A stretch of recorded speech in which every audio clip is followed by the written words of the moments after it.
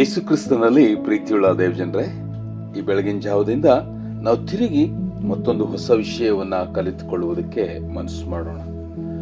ದೇವರ ಮಕ್ಕಳು ದೇವರ ಯೋಜನೆಯನ್ನ ಹಾಳು ಮಾಡುವುದಕ್ಕೆ ವಿಷಯಗಳೇನು ಎಂಬುದನ್ನು ತಿಳ್ಕೊಳ್ಬೇಕು. ಯಾಕಂದ್ರೆ ದೇವರು ಸಭೆಯ ಮೂಲಕವಾಗಿ, ಕ್ರೈಸ್ತರ ಮೂಲಕವಾಗಿ ಈ ಇಡೀ ಲೋಕದಲ್ಲಿ ತನ್ನ ಉದ್ದೇಶವನ್ನು ನೆರವೇರಿಸುವುದಕ್ಕೆ ಬಹಳಷ್ಟು ಮನಸ್ಸುಳ್ಳವನಾಗಿ ಆತನು ಅನೇಕ ಕಾರ್ಯಗಳನ್ನ ದೇವರ ಮಕ್ಕಳಿಗೆ ಮಾಡಿದ್ದಾರೆ.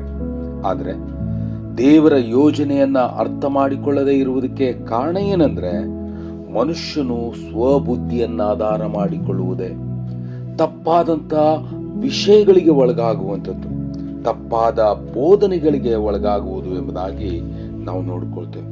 ಅದಕ್ಕಾಗಿ ನಮ್ಮಲ್ಲಿ ತಪ್ಪಾದಂತ ಸಂಗತಿಗಳಿಗೆ ಒಳಗಾದ್ರೆ ನಾವು ದೇವರ ಮಹಿಮೆಯನ್ನ, ದೇವರ ಆಲೋಚನೆಗಳಿಗೆ ಒಳಗಾಗದೆ ಭೂಮಿಯ ಮೇಲೆ ನಾವು ಬೆಳಕಾಗಿಯೂ ಸಾರವುಳ್ಳ ಉಪ್ಪಾಗಿಯೂ ಇರಬೇಕೆಂಬುದಾಗಿ ದೇವರು ಮಾಡಿರುವಂತಹ ಆಲೋಚನೆಗೆ ನಾವು ಪೂರ್ಣವಾಗಿ ಅದನ್ನ ಹಾಳು ಮಾಡುವುದಕ್ಕಿರ್ತೇವೆ ಎಂಬುದಾಗಿ ನಿಮಗೆ ನಾನು ಹೇಳುವುದಕ್ಕೆ ಮನಸ್ಸು ಮಾಡ್ತೇನೆ. ಅದಕ್ಕಾಗಿ ನನ್ನ ಪ್ರಿಯ ದೇವ ಮಕ್ಕಳೇ, ನಾವು ಯಾವುದೇ ಕಾರಣಕ್ಕೂ ಸ್ವಬುದ್ಧಿಯನ್ನು ಆಧಾರ ಮಾಡಿಕೊಳ್ಳಬಾರದು.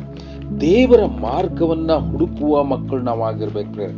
ಯೆಶಾಯ ಅಲ್ಲಿ 5ನೇ ಅಧ್ಯಾಯದ 24ನೇ ವಚನದಿಂದ ನೋಡುವಾಗ, ಅವರು ಸೇನಾಧೀಶ್ವರನಾದ ಕರ್ತನ ಉಪದೇಶವನ್ನ ನಿರಾಕರಿಸಿ ಇಸ್ರಾಯೇಲರ ಸದಮಲ ಸ್ವಾಮಿಯ ವಾಕ್ಯವನ್ನು ಅಸಡ್ಡೆ ಮಾಡಿದ್ರಿಂದ ಅಗ್ನಿಯ ನಾಲಿಗಳು ಒಣ ಕೊಳೆಯನ್ನ ನುಂಗಿಬಿಡುವ ಹಾಗೂ ಒಣ ಹುಲ್ಲು ಬೆಂಕಿಯಲ್ಲಿ ಕುಗ್ಗುವಂತೆಯೂ ಅವರ ಬೇರು ಕೊಳೆತು ಅವರು ಹೂವು ಹಾಳಾಗಿ ತೂರಿ ಹೋಗ್ತದೆ ಎಂಬುದಾಗಿ ನಾವು.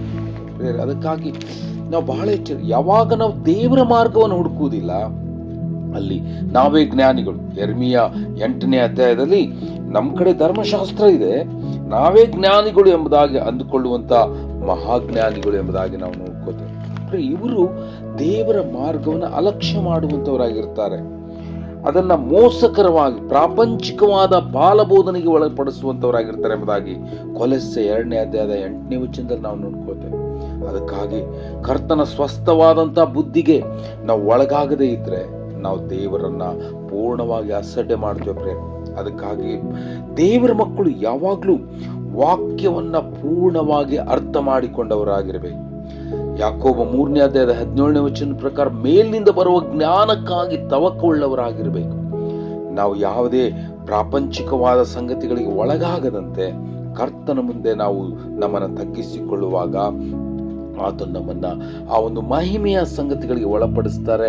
ಮತ್ತು ನಾವು ಸತ್ಯವನ್ನು ತಿಳಿದುಕೊಂಡವರಾಗಿ ದೇವರ ಮಾರ್ಗವನ್ನ ಗಟ್ಟಿಯಾಗಿ ಹಿಡಿದುಕೊಂಡವರಾಗಿ ಈ ಲೋಕದಲ್ಲಿ ಆತನ ಮಹಿಮೆಯಲ್ಲಿ ಜೀವಿಸುವುದಕ್ಕೆ ಸಾಧ್ಯವಾಗ್ತದೆ. ಈ ಕಾರಣ ನಾವು ದೇವರ ಮಕ್ಕಳಾಗಿ ಈ ಭೂಮಿಯ ಮೇಲೆ ಜೀವಿಸಬೇಕಾಗಿರೋ ಪರಲೋಕದ ಜ್ಞಾನದಿಂದ ತುಂಬಲ್ಪಡುವುದಕ್ಕೆ ಸಂಪೂರ್ಣವಾಗಿ ಮನಸ್ಸು ಮಾಡೋಣ. ಆ ರೀತಿಯಲ್ಲಾಗುವಂತ ಕರ್ತನು ನಿಮ್ಮನ್ನು ಆಶೀರ್ವದಿಸಲಿ. Thank you.